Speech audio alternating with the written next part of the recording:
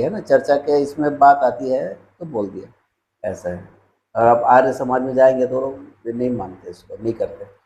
आर्य समाज वाले जो वेद को जो मानते हैं भाई वो। लोग आजकल बोलते हैं सर कि आप जाओ, ये क्या आप ब्राह्मण लोग को खाना खिला रहे हो, गरीबों हम्म, को खाना हम्म, खिला हम्म, रहे हो। अरे मैं बोलता हूँ आप सक्षम हो, आप गरीबों को भी खाना खिलाओ, ब्राह्मण को भी खाना खिलाओ। हम्म, क्यों? हम्म, क्योंकि वेदों में ये विधान बनाया हुआ है हम्म, कि ब्राह्मण के थ्रू ही आपका खाना वहां तक जाएगा। हम्म, अब भाई आप आज की दुनिया में लें, पोस्ट हम्म, ऑफिस में आपको लेटर पोस्ट करना है, हम्म, आप लेटर को हॉस्पिटल में डाला, आपका हम्म, लेटर आपकी जगह पहुंचेगा?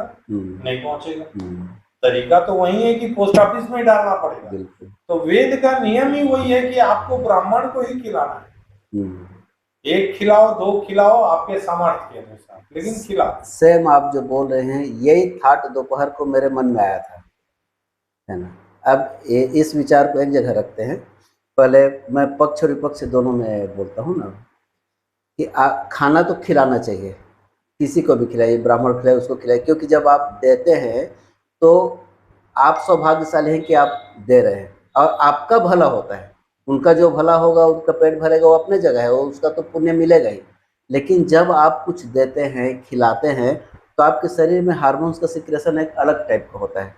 अब इसको हम पुण्य से जोड़ देते हैं कि आप कुछ दे रहे हैं तो पुण्य होगा। वेदों में भी कहा है देना सीखो, चाहे डर के मारे दो, चाहे भय के मारे दो, चाहे श्रेय के लिए दो, चाहे संविदा पुराने देयम, जमाने में लोग असंविदा भयभीत देयम, इसीलिए होते हैं। हिया देयम, भिया देयम। भय के मारे दो, शर्म के मारे दो, चाहे थोड़ा थोड़ा दो, चाहे बहुत दो, चाहे रुक रुक को दो, चाहे एक बार दो। ये सब वेद का ये है। तो उसका ये होता है कि हमारे शरीर में एक अलग वाइब्रेशन होता है। एक प्लस हम समाज में हैं तो जो देने का पॉजिटिव वेब तो आता ही है, तो देना चाहिए। और गीता में भी कहा है कि हे ईश्वर, जो मुझे मिला है उससे मैं कुछ अच्छा करके जाऊँ।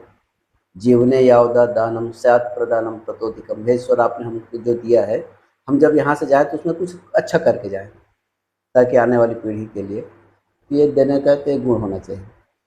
और दूसरा, रही बात ब्राह्मणों का, दिया हुआ ही वहाँ तक जाता है। उसका कारण ये था कि पहले जो वर्ण व्यवस्था थी, उसमें देखिए हमेशा आप कथा कहानी में एक दरिद्र ब्राह्मण था, एक गरीब ब्राह्मण था, ऐसे ही आता है ना। आप पुरानी कहानी पढ़ेंगे तो ये बात आती है ना कि एक शहर में, एक गांव में एक गरीब ब्राह्मण था। तो जो पहले ब्राह्मण गरीब इसलिए होते थे, मतलब बहुत ज्यादा नहीं है, हर ब्राह्मण गरीब नहीं होता था। नहीं होता, लेकिन जब ब्राह्मण की बारी आती है तो ऐसा होता है। तो उसका कारण ये है कि वो ज्ञान के भंडार था उसमें, वो पैसा कौड़ी पर ध्यान देता नहीं था। उसका काम था सिर्फ ज्ञान का अर्जन करना और लोगों को बांटना। तो वो भोजन की व्यवस्था समाज की थी। शिक्षक और चिकित्सक का भोजन। अभी खा लिया तो आप लोग कचर कचर कचर कर रहे हैं। मतलब हम लोग के यहाँ होता है ना, तो हम्म, हमारा कोई नहीं सोचता। हम्म, भिक्षुक भोज हो रहा है तो हम दोनों में जितने लोग खा रहे हैं और बनेगा, हम्म, चावल ही तो लगना है। हम्म। ये फर्क है हमारे गांव में और शहर में। लेकिन जो ये हैं, संपन्न लोगों का दायित्व है कि परंपरा को बना के रखें। जो विपन्न है वो तो चाहते हुए भी नहीं कर नहीं पाएंगे। कर सकता। और तब तो हमारे बच्चे देखेंगे ना कि ऐसी परंपराएं हैं, ऐसा होता है, तो ये रहेगा, वो एक आदर्श के रूप में बना रहेगा, उदाहरण के रूप में। तो ये करना चाहिए। और इसीलिए गीता में भी लिखा है, आप पूर्व जन्म के अच्छे कर्मों का फल से आप अच्छे घर में पैदा होते हैं। ये आप पढ़ें कि नहीं पढ़ें? छठवें अध्याय में है सर। हाँ, यदि पीछे उसमें लिखा है कि मतलब कोई ध्यान अच्छे साधना, श्रीमान के घर पैदा होते हैं। साधना करते हुए मान लो कोई रास्ते से भटक गया और वहां तक नहीं पहुंचा, बीच में कुछ गड़बड़ हो गया उसको, तो क्या होगा? तो बोलते हैं तब वो लोग अच्छे घर में पैदा होते हैं, संपन्न घर में, अच्छे कुल में अच्छे ये को। पैदा होते हैं। मतलब वो व्यर्थ नहीं जाता। भाई कोई साधु साधना कर रहा है, बीच में भटक गया, तो ऐसा नहीं कि उसका ये व्यर्थ होगा। वहां से ठीक है, थोड़ा डाउनग्रेड होगा, लेकिन ये कर्म का फल वो उसी रूप में मिलता है, और जो है वो तो मोक्ष की प्राप्ति हो जाएगी, वो अलग बात है। तो ये सारा हमारा तो ज्ञान का भंडार है ये सब। गीता जो है वो मैनुअल बुक है जीवन का। जैसे नहीं पहले तो हम लोग किताब या कुछ भी नोकिया मोबाइल आता था, साथ में इतनी बड़ी किताब आता था, उसको पढ़ते थे, कौन सा बटन कैसे दबाना, क्या करना, कैसे स्क्रॉल करना, कैसे नाम लिखना, पूरा मैनुअल बुक था, कैसे स्टार्ट करना, कैसे उसका बैटरी चेंज करना, पूरा मैनुअल बुक था। तो पहले उसको पढ़ते थे, फिर उसको ऑपरेट करते थे। अब मान लो आप गाड़ी खरीदे हैं तो उसके साथ भी आता है, तो मैनुअल बुक पर मैं पढ़ता हूँ तो बच्चे लोग हंसते हैं। मैं बोला यार पढ़ते रहता हूँ तो कहीं कुछ होगा तो पता तो चले, ये लाइट जल रहा है तो क्या अर्थ है ठीक उसका। बात है, एकदम ठीक बात। अब बिगड़ गया उसके बाद आप मैनुअल बुक खोलेंगे तो क्या मतलब। वैसे जीवन का मैनुअल बुक गीता है, और हम लोग बोलते हैं कि बुढ़ापा में पढ़ेंगे। अरे भाई गाड़ी जब आप खटारा हो गया, वो अब आखिरी पढ़ उसका के क्या करना फायदा है? है ना, उसको पढ़ के क्या करना। आपको पढ़ना है तो जवानी में पढ़ो, कुछ कर सकते हो तो, क्योंकि आगे इतना लंबा जीवन जीना है।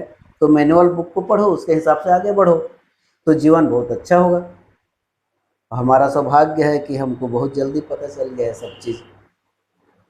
तो ये चीज़ है, इसलिए पढ़ते रहना चाहिए। आप जो किताब पढ़ने पढ़ का रहे हो तो शौक पढ़े। तो होना ही चाहिए। बिल्कुल सबको होना चाहिए, यही घर में स्वाध्याय है। किताबें होनी ही चाहिए। बिल्कुल बिल्कुल। हम्म, आप छोड़ दो किताबों को, हाँ आपका बच्चा नहीं पढ़ता है, उसकी हाँ। आदत नहीं है, कभी लेकिन कभी ना कभी वो अरे बोर छुएगा। होएगा, मान लो मोबाइल से बोर हो गया, किसी चीज से बोर हो गया, तो हाँ क्या रखा है देखो, तो हाँ, ऐसे बस ऐसे करेगा, बस बस ऐसे करेगा। और कुछ दिख जाएगा तो वहाँ बस अटक पढ़ेगा। जाएगा, दो चार लाइन आ जाएगी। मैं अभी तो ये कर दिया हूँ, पहले किसी के भी शादी ब्याह में जाता था तो मैं किताब ही गिफ्ट करता था। उसके दो फायदे हैं, एक तो उससे मेरी आर्थिक स्थिति कमजोर थी, और कुछ गिफ्ट देना जरूरी भी है। तो कम पैसे में अच्छा गिफ्ट क्या है, तो किताब।